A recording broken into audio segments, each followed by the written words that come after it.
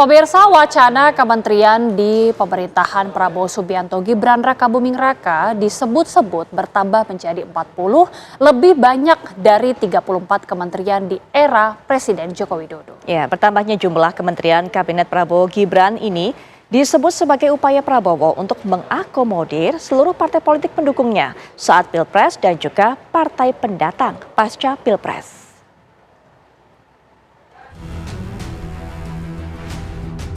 Meski belum ada pernyataan resmi dari Presiden terpilih Prabowo Subianto, namun Ketua Umum Partai Bulan Bintang Yusril Iza Mahendra menyebut ada wacana kementerian di pemerintahan Prabowo Subianto Gibran Rakabuming Raka bertambah menjadi 40. Ini kan belum ada pembicaraan resmi mengenai hal itu, dan kita tahu bahwa yang dibicarakan baru mengenai struktur, belum mengenai orang-orang.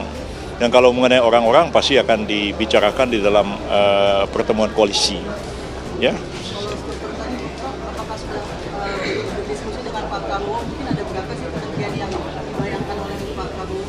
Saya sih belum dengar resmi langsung dari beliau, tapi yang wacana yang berkembang ya sekitar 40. Berarti kan menambah sekitar 6 kementerian lagi. Yusril Iza Mahendra meyakini Presiden terpilih Prabowo akan mendapat tekanan dalam menentukan jumlah kursi menteri untuk setiap partai politik pendukungnya. Tekanan itu bisa berdampak kepada partai yang gagal lolos di parlemen seperti Partai Gelora, PSI, ataupun PBB. Karena itu menurut Yusril, Partai Bulan Bintang harus menyiapkan strategi yang akan digunakan untuk menghadapi pembentukan kabinet pemerintahan Prabowo Gibran.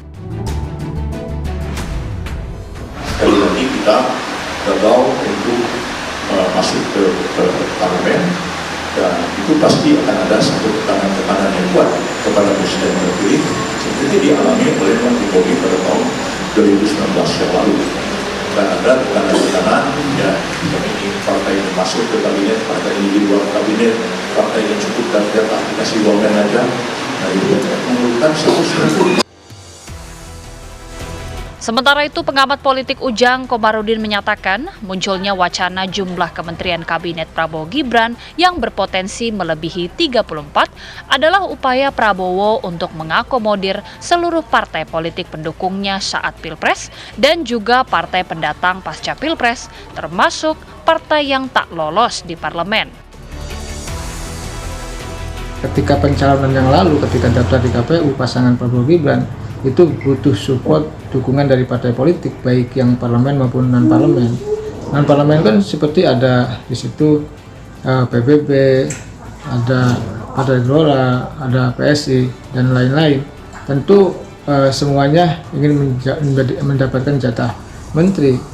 Ya, makanya skemanya adalah skema kabinet yang gemoy, ya, kabinet yang gemuk, kabinet yang nomenklaturnya diperbanyak hingga kurang lebih misalkan nanti sampai 40, ya karena salah satunya adalah untuk mengakomodasi ya partai-partai yang non parlemen itu. Ujang juga menuturkan di era pemerintahan Presiden Joko Widodo tak memberi jatah menteri untuk partai yang tak lolos di parlemen. Partai non parlemen mendapat jatah wakil menteri atau lainnya. Ujang menilai Prabowo memiliki kesepakatan tertentu dengan partai-partai politik non parlemen yang mendukungnya.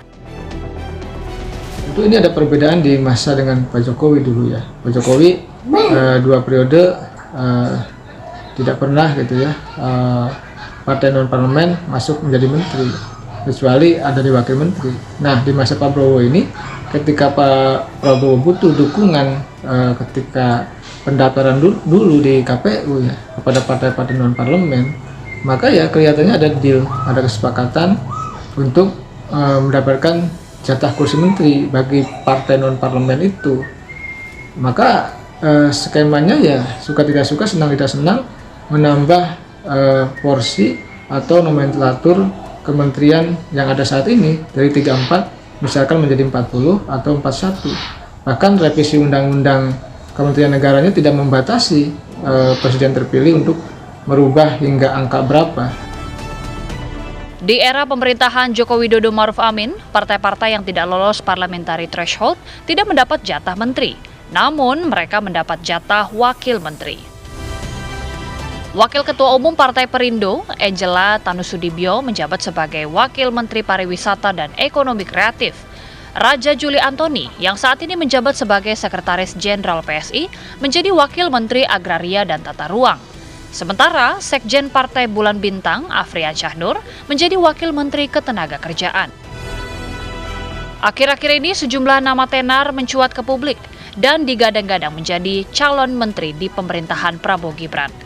Mereka diantaranya Erlangga Hartarto, Syafri Syamsuddin, Yusril Iza Mahendra, hingga Eko Patrio. Sebelumnya, Luhut Binsar Panjaitan menyatakan menolak untuk menjadi menteri di Kabinet Prabowo, namun selalu siap untuk membantu sebagai penasihat. Sementara Muzakir Manaf juga menolak bergabung di Kabinet Prabowo dengan alasan ingin berkonsentrasi di pemilihan Gubernur Aceh. Partai Golkar hingga Partai Amanat Nasional diisukan mendapat jatah menteri dengan kuota besar.